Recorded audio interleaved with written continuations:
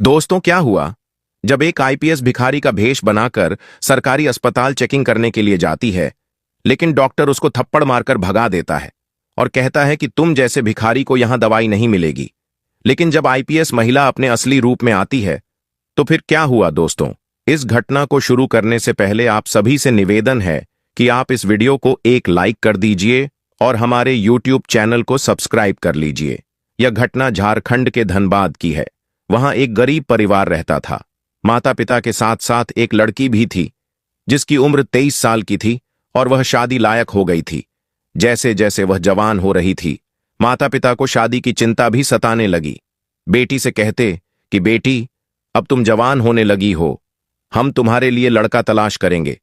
लेकिन बेटी अपने माता पिता से कहती, पिताजी, अभी मेरी उम्र ही क्या है, अभी तो मैं आपकी गोद में पली बढ़ी हूं। मैंने अपनी पूरी उम्र इस समाज में हो रहे अत्याचार और कुरीतियों को देखते हुए निकाल दी है। शादी तो मैं जरूर करूंगी, लेकिन उससे पहले इस समाज में हो रही गलतियों और भ्रांतियों को खत्म करूंगी। इसी सोच के साथ उसने आईपीएस अधिकारी बनने की सोची और दिन रात मेहनत करने के बाद अंततः वह आईपीएस बन गई। आईपीएस बनने के बाद अब वह सोचती है कि मुझे अपने शहर में सरकारी अस्पताल पर छापा मारने का प्लान बनाना चाहिए। उसे पहले से ही कुछ जानकारी के जरिए पता था कि अस्पताल में कई गड़बड़ियां चल रही हैं। दवाइयों की चोरी, मरीजों से अवैध वसूली, डॉक्टरों की लापरवाही, सब कुछ। लेकिन बिना सबूत के कुछ भी करना मुश्किल था। वह जानती थी कि अगर किसी बड़े अफसर के तौर पर छापा मारा तो स्टाफ पहले ही सतर्क हो जाएगा और सबूत मिटा दिए जाएंगे। उसे कुछ ऐसा करना था जिससे वह अस्पताल के असली हालात देख सके। बिना किसी को शक हुए उसने अपने कमरे में बैठकर कई योजनाएं बनाई, लेकिन हर बार एक ही दिक्कत आ रही थी, पहचान छुपाने की। आखिरकार उसे एक तरीका सूझा। अगर वह भिखारी के वेश में अस्पताल में दाखिल हो जाए तो कोई उसे पर ध्यान भी नहीं देगा और वह सब कुछ अपनी आंखों से देख सकेगी। यह एक जोखिम भरा कदम था, लेकिन अगर सच को सामने लाना था तो उसे यह करना ही था। अगले दिन उसने अपने भरोसेमंद कांस्टेबल रवि को बुलाया और कहा, मुझे एक ऐसा वेश चाहिए जिससे कोई भी मुझे पहचान ना सके। कपड़े फटे पुराने होने चाहिए, बाल उलझे हुए और चेहरा इतना मैला कि कोई देखे तो भी ना पहचान पाए। रवि चौंक गया, लेकिन बिना सवाल किए उसने एक जोड़ी पुराने कपड़े और थोड़ी गंदगी लाने की व्यवस्था कर दी। शिवानी ने वह फटे पुराने कपड़े पहने, अपने बालों को अस्त व्यस्त किया और चेहरे पर गंदगी मली। आईने में खुद को देखा तो उसे खुद पर भी यकीन नहीं हुआ। वह अब एक गरीब लाचार भिखारी की तरह दिख रही थी। अब उसे सिर्फ अपनी आवाज और हाव भाव भी वैसे ही करने थे। उसने कुछ देर तक खुद को आईने में देखा और बुदबुदा, बेटा, अब तेरा असली इम्तिहान शुरू होता है। अगले दिन सुबह होते ही वह अस्पताल के बाहर पहुंच गई। उसने देखा कि अस्पताल के गेट के पास पहले से ही कुछ भिखारी बैठे हुए थे। वह भी उनके पास जाकर बैठ गई और अपने आसपास की हलचल देखने लगी। अस्पताल के गेट पर गार्ड तैनात था, जो कभी कभी मरीजों को अंदर जाने से रोक देता, खासकर उन गरीब लोगों को जो फटे पुराने कपड़ों में होते। शिवानी ने गहरी सांस ली और अस्पताल के अंदर जाने की कोशिश की। जैसे ही उसने अस्पताल में कदम रखा, गार्ड ने उसे रोका। बुढ़िया, कहां घुसी जा रही है? यहां कोई भिखारी नहीं आ सकता, चल निकाल। गार्ड ने उसे धक्का देकर बाहर कर दिया। शिवानी लड़खड़ा गई, लेकिन उसने खुद को संभाला। वह जानती थी कि अगर उसने गुस्से में कोई प्रतिक्रिया दी तो मिशन खतरे में पड़ सकता था। उसने विनम्रता से कहा, बाबू, मेरा बेटा बहुत बीमार है, अंदर डॉक्टर को दिखाना है, बस एक बार जाने दो। गार्ड ने घूर कर देखा, फिर उसकी हालत देखकर बड़बड़ा, या जा अंदर, लेकिन ज्यादा देर मत रुकना। शिवानी अंदर पहुंची तो पहली ही नजर में उसे माहौल अजीब सा लगा। गंदगी फैली हुई थी, फर्श पर जमी धूल और बदबू से अस्पताल कम कोई भूत या इमारत ज्यादा लग रही थी। मरीज परेशान घूम रहे थे। कोई डॉक्टर से मिलने के लिए गिड़गिड़ा रहा था तो कोई दवा के लिए लाइन में खड़ा था। उसने देखा कि दवा लेने वालों की लंबी कतार लगी थी, लेकिन स्टाफ किसी को दवा नहीं दे रहा था। एक बूढ़ा आदमी कांपती आवाज में बोल रहा था, बाबू, डॉक्टर ने दवा लिखी है, मुझे दे दो। लेकिन काउंटर पर बैठा आदमी बोला, पहले पैसे निकाल, फिर मिलेगी दवा। शिवानी के अंदर गुस्से की लहर दौड़ गई। यह वही दवाई थी जो सरकार की तरफ से मुफ्त मिलनी चाहिए थी। लेकिन यहां खुलेआम पैसे लिए जा रहे थे। उसने खुद को शांत किया और आगे बढ़ी। थोड़ी ही दूर पर उसने देखा कि एक महिला डॉक्टर मरीज को देख रही थी, लेकिन उसकी बॉडी लैंग्वेज अजीब थी। वह सिर्फ उन्हीं मरीजों को ठीक से देख रही थी जो अमीर दिखते थे। गरीबों को बस चलता कर रही थी। एक गरीब महिला अपने बीमार बच्चे को लेकर डॉक्टर के पास गई और बोली, मैडम, मेरा बेटा 2 दिन से बहुत बीमार है, बस देख लीजिए। डॉक्टर ने ऊब भरी नजर से उसे देखा और कहा, पहले रजिस्ट्रेशन कराओ, फीस भरो, फिर देखेंगे। महिला ने कांपते हुए कहा, पर मेरे पास पैसे नहीं हैं। सरकारी अस्पताल में तो गरीबों का इलाज मुफ्त होता है ना। डॉक्टर ने झुंझला कर जवाब दिया, यहां ऐसे नियम नहीं चलते। अगला मरीज शिवानी का खून खोल उठा। वह जान गई थी कि अस्पताल में बहुत बड़ा खेल चल रहा है। उसने कुछ देर और नजर राखी और फिर उस वार्ड की तरफ बढ़ी जहां ऑपरेशन होते थे। जैसे ही वह वहां पहुंची, उसने देखा कि एक डॉक्टर और नर्स आपस में बात कर रहे थे। आज के 3 मरीजों से बढ़िया रकम मिली है, एक ऑपरेशन और करवाओ तो ऊपर तक माल पहुंचेगा। हाँ, लेकिन दवाओं का क्या करें? कमीशन वाले बोल रहे हैं कि इस बार थोड़ा और हिस्सा चाहिए। शिवानी को अब पूरा यकीन हो गया था कि यह अस्पताल मरीजों के लिए नहीं बल्कि लूटने की जगह बन चुका था, लेकिन अभी तक उसके पास कोई ठोस सबूत नहीं था। वह और गहराई से छानबीन करना चाहती थी, लेकिन तभी उसे लगा कि कोई उसे घूर रहा है।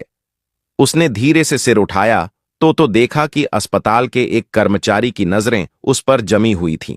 वह कुछ ज्यादा ही ध्यान से उसे देख रहा था, जैसे पहचानने की कोशिश कर रहा हो। शिवानी को समझ में आ गया कि अब उसे सावधान रहना होगा। अगर उसका भेद खुल गया तो यह मिशन खतरे में पड़ सकता था। उसने तुरंत अपना रुख बदला और बाहर जाने का नाटक करने लगी, लेकिन जैसे ही वह दरवाजे के पास पहुंची, उसे कर्मचारी ने किसी को इशारा किया और 2 आदमी उसकी तरफ बढ़ने लगे। अब शिवानी मुश्किल में थी। अगर वह भागने की कोशिश करती तो शक और बढ़ जाता। उसे कुछ ऐसा करना था जिससे वह वहां से निकल भी जाए और किसी को शक भी ना हो। उसने तुरंत अपना कदम पीछे किया और वहीं एक कोने में बैठ गई, जैसे कोई कमजोर और लाचार भिखारी हो। शिवानी ने झुककर अपना चेहरा छुपा लिया और धीमे धीमे खांसने लगी, जैसे कोई बीमार और लाचार औरत हो। उसने अपने दुपट्टे को और नीचे कर लिया ताकि उसका चेहरा पूरी तरह से ढका रहे, लेकिन उन दोनों आदमियों के कदम तेज हो चुके थे। वे उसकी तरफ ही बढ़ रहे थे। बुढ़िया, इधर आ, उनमें से एक ने तेज आवाज में कहा। शिवानी ने कोई प्रतिक्रिया नहीं दी। वह जानती थी कि अगर उसने घबराहट दिखाई तो शक और गहरा जाएगा। वह अपने अंदरूनी गुस्से और डर को दबाते हुए कांपती आवाज में बोली, बाबू, कुछ नहीं किया, मैंने बस अंदर बैठ गई थी, बहुत ठंड लग रही थी।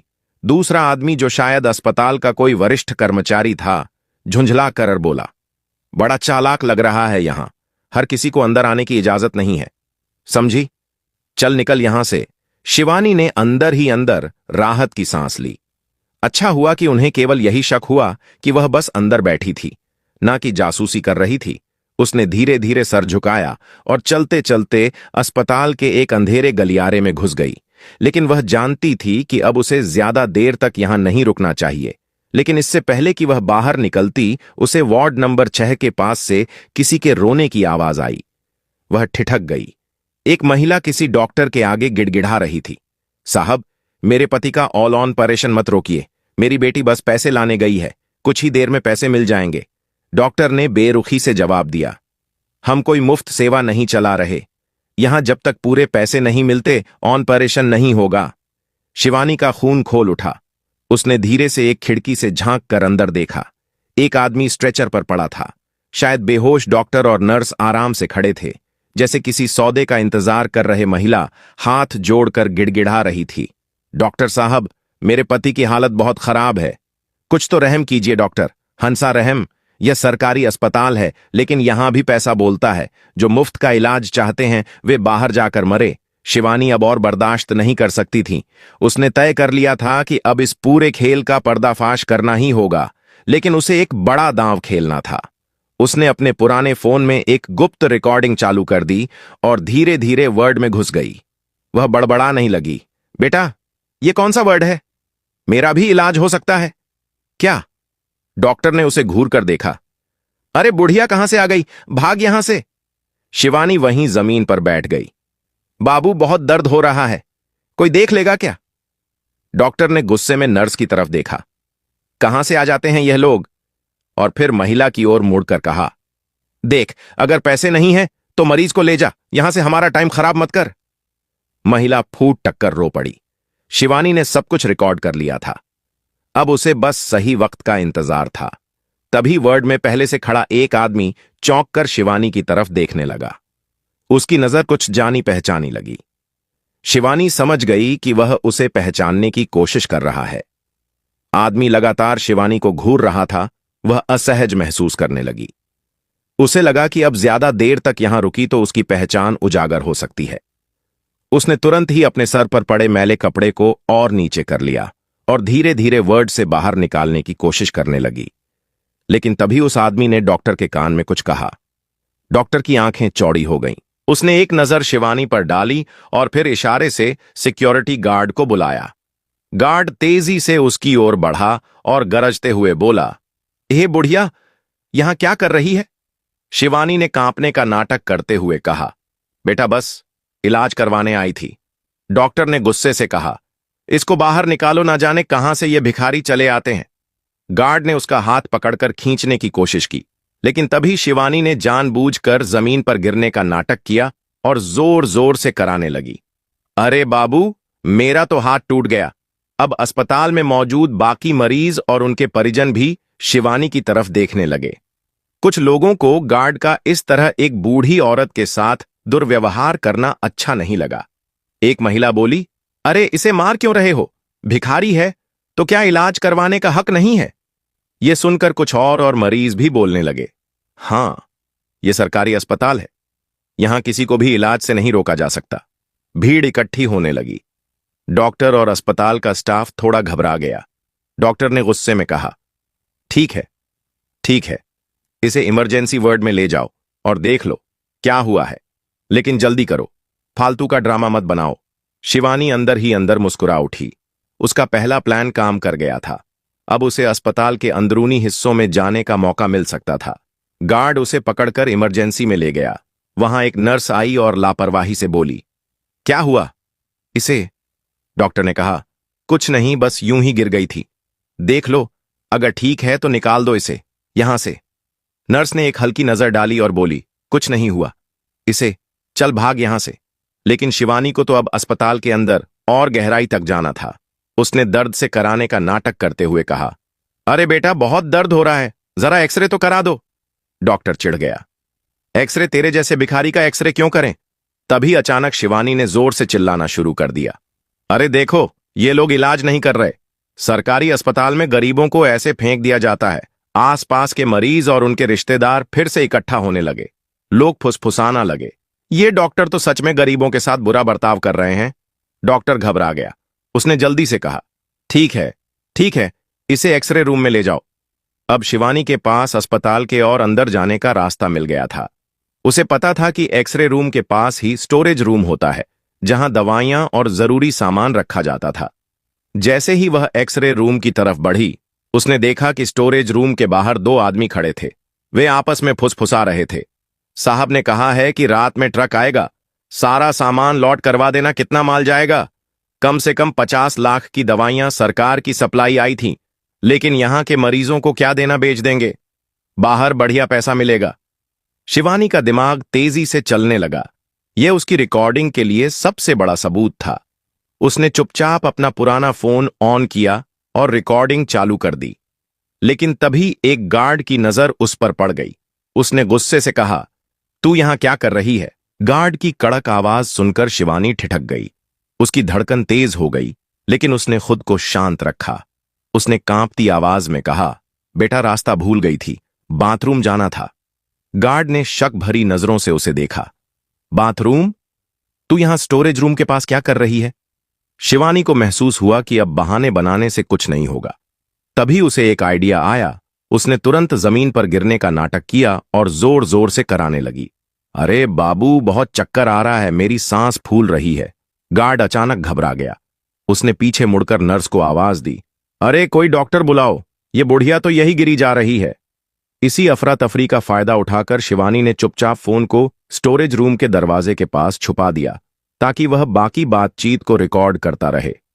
तभी डॉक्टर आया और गुस्से में बोला, अबे फिर यही बुढ़िया ये तो ड्रामा कर रही है। गार्ड ने सर हिलाया। सर, मुझे भी शक हो रहा है, ये बार बार इधर उधर घूम रही है। डॉक्टर ने शिवानी की तरफ देखा और अचानक उसकी आंखें सिकुड़ गईं। उसने शिवानी को ध्यान से देखा और चौंक कर कहा, रुको, ये मुझे कहीं देखी हुई लग रही है। अब शिवानी के पास ज्यादा वक्त नहीं था। उसने अचानक तेजी से उठने की कोशिश की, लेकिन गार्ड ने झपट कर उसका दुपट्टा पकड़ लिया। कपड़ा नीचे गिर गया और शिवानी का चेहरा सबके सामने था। डॉक्टर के चेहरे का रंग उड़ गया। वह हकलाने लगा, अरे यह तो वही आईपीएस अफसर है। सारे अस्पताल में खलबली मच गई। गार्ड ने घबराकर हाथ छोड़ दिया। स्टाफ के कुछ लोग दौड़कर बाहर भागने लगे। शिवानी ने तुरंत जेब से अपना असली फोन निकाला और तेज आवाज में बोली, सब रुक जाओ, मैं आईपीएस शिवानी वर्मा हूं और तुम सब रंगे हाथों पकड़े जा चुके हो।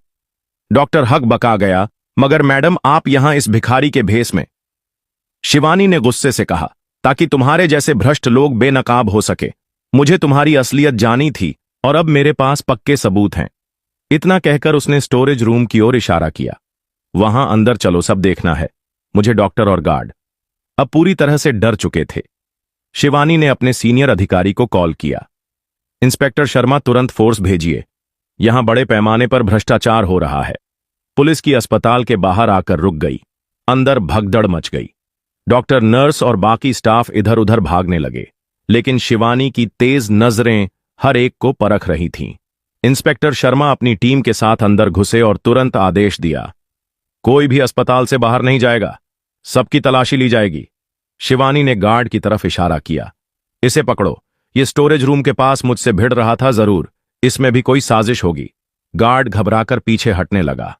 मैडम, मैं तो बस अपना काम कर रहा था, शिवानी ने ठंडी आवाज में कहा।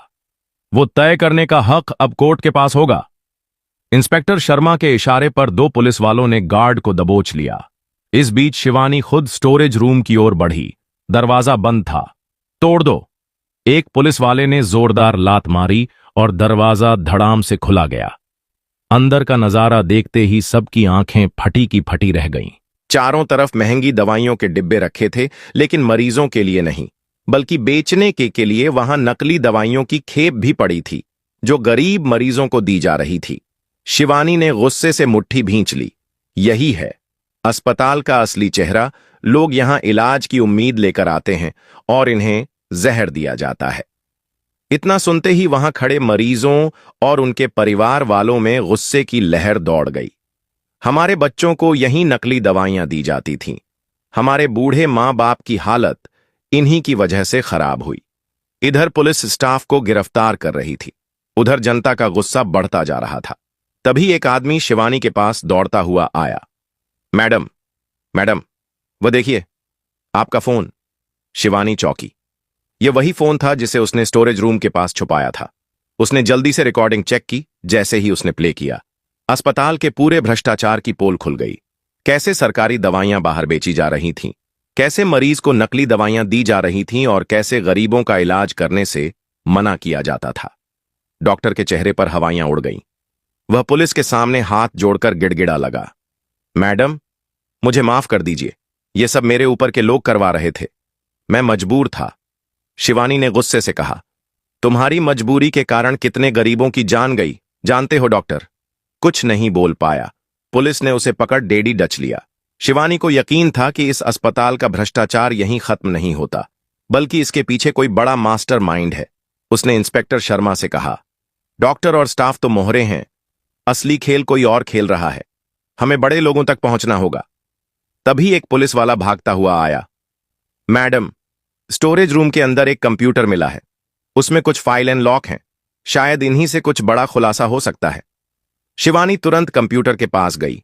उसने टेक टीम को बुलाया, जिन्होंने कुछ मिनटों में फाइलें अनलॉक कर दी। स्क्रीन पर जो खोला उसे देखकर सबके होश उड़ गए। यह तो एक पूरा काला धंधा है। इंस्पेक्टर शर्मा हैरान रह गए। डॉक्टर की मेल आईडी से कई बड़े व्यापारियों और नेताओं के साथ लेन देन के रिकॉर्ड थे। सरकारी अस्पताल की दवाइयां प्राइवेट फार्मा कंपनियां को बेची जा रही थीं और उन कंपनियों के मालिक कोई आम लोग नहीं थे, बल्कि शहर के कुछ नामी नेता और अफसर थे। शिवानी ने ध्यान से लिस्ट देखी और एक नाम पर उनकी नजर टिक गई। राकेश चौधरी, स्वास्थ्य विभाग का हेड। शिवानी ने गहरी सांस ली। अब समझ आया कि अस्पताल में इतनी धांधली कैसे हो रही थी। ऊपर से ही पूरा सिस्टम सड़ा हुआ है। इंस्पेक्टर शर्मा ने पूछा, अब क्या करें मैडम? शिवानी की आंखों में एक अलग ही चमक थी। उसने कहा, अब वक्त है असली शिकारी को पकड़ने का। उस रात शिवानी ने पूरी योजना तैयार की। उसने गुप्त रूप से राकेश चौधरी के बारे में जानकारी इकट्ठा की। पता चला कि वह बेहद शातिर इंसान था। हर जगह उसके खास आदमी तैनात थे और उसके खिलाफ कोई भी सबूत मिलना लगभग नामुमकिन था। लेकिन शिवानी हार मानने वालों में से नहीं थी। उसने फैसला किया कि वह उसे रंगे हाथों पकड़ने के लिए एक खास जाल बिछाएगी। अगली सुबह शिवानी ने एक नया प्लान बनाया। उसने अपने एक भरोसेमंद पुलिस वाले को अस्पताल का नया मैनेजर बनाकर राकेश चौधरी से संपर्क करवाया। पुलिस वाले ने फोन किया, सर, सरकारी दवाइयां का नया स्टॉक आ गया है, पहले की तरह इसे बेचने की डील करनी है। राकेश चौधरी हंसा, अरे तू नया है ना, इस काम में घबराने की जरूरत नहीं। बता, इस बार कितने का माल है? पुलिस वाले ने जवाब दिया, करीब 5 करोड़ की दवाइयां हैं, लेकिन इस बार में डील थोड़ी जल्दी करनी होगी। पुलिस इन दिनों बहुत सख्त हो रही है। राकेश चौधरी हंसा, अरे पुलिस को मैं अपनी जेब में रखता हूं, तू बस माल तैयार रख, मैं खुद पैसे लेकर आऊंगा। बस यही मौका था। शिवानी ने पूरी फोर्स को तैयार कर दिया। रात के करीब 11 बजे जब पूरा शहर सो रहा था, राकेश चौधरी एक काले शीशे वाली गाड़ी में अस्पताल के गोदाम के पास पहुंचा। उसके साथ 2 और लोग थे, जिनके पास पैसों से भरे बैग थे। जैसे ही उसने पैसे निकालने के लिए बैग खोला, चारों तरफ से पुलिस की गाड़ियां आ गिरी। सायरन की आवाज सुनते ही उसके चेहरे का रंग उड़ गया। शिवानी तेजी से उसकी तरफ बढ़ी और कहा, खेल खत्म मिस्टर चौधरी। राकेश चौधरी हकलाने लगा, ये क्या मजाक है? तुम्हें पता भी है मैं कौन हूं? शिवानी ने गुस्से से कहा, हां, बहुत अच्छे से जानती हूं। तू वही इंसान है जिसने गरीब मरीजों की जिंदगी से खेला, लेकिन अब तेरा खेल खत्म। इंस्पेक्टर शर्मा ने तुरंत उसे हथकड़ी पहनाई। उसके दोनों साथी भी गिरफ्तार हो गए। राकेश चौधरी चिल्लाने लगा, मुझे छोड़ दो, मैं बड़े बड़े नेताओं को जानता हूं, तुम्हारा कुछ नहीं बिगाड़ सकता। शिवानी मुस्कुराई, तेरी पहुंच जितनी भी ऊंची हो, अब कानून तुझसे ऊपर है। राकेश चौधरी को गिरफ्तार करने के बाद भी शिवानी को यकीन था कि मामला यहीं खत्म नहीं हुआ है। वह जानती थी कि इतने बड़े घोटाले में सिर्फ एक अधिकारी शामिल नहीं हो सकता। उसने पुलिस स्टेशन में बैठकर की फाइल दोबारा खंगा और बैंक ट्रांजैक्शन को गौर से देखने लगी। कुछ ही मिनटों में उसके शक को पक्का करने वाली चीज सामने आ गई। पैसों का एक बड़ा हिस्सा एक मंत्री के खाते में जा रहा था। शिवानी ने तुरंत इंस्पेक्टर शर्मा को बुलाया। हमें स्वास्थ्य मंत्री से जुड़े सभी दस्तावेज निकालने होंगे। मुझे पूरा यकीन है कि यह घोटाला ऊपर तक जुड़ा है। इंस्पेक्टर शर्मा ने थोड़ा संकोच किया, मैडम, मंत्री जी बहुत ताकतवर हैं। अगर हम उन पर सीधे हाथ डालेंगे तो राजनीतिक दबाव आ सकता है। शिवानी की आंखों में सख्ती थी। हम कानून के रक्षक हैं, किसी के गुलाम नहीं कोई, कितना भी बड़ा क्यों ना हो। अगर उसने अपराध किया है तो उसे सजा मिलेगी। इसके बाद शिवानी ने टेक्नोलॉजी सेल की मदद से मंत्री के कॉल रिकॉर्ड और बैंक डिटेल्स निकलवाई। जो खुलासा हुआ वह बेहद चौंकाने वाला था। मंत्री न केवल दवाइयों के घोटाले में शामिल था, बल्कि उसने करोड़ों रुपए की सरकारी जमीन भी निजी कंपनियों को बेच दी थी। अगले दिन शिवानी ने प्रेस कॉन्फ्रेंस बुलाई और सबूत मीडिया के सामने रख दिए। पूरी खबर आग की तरह फैल गई।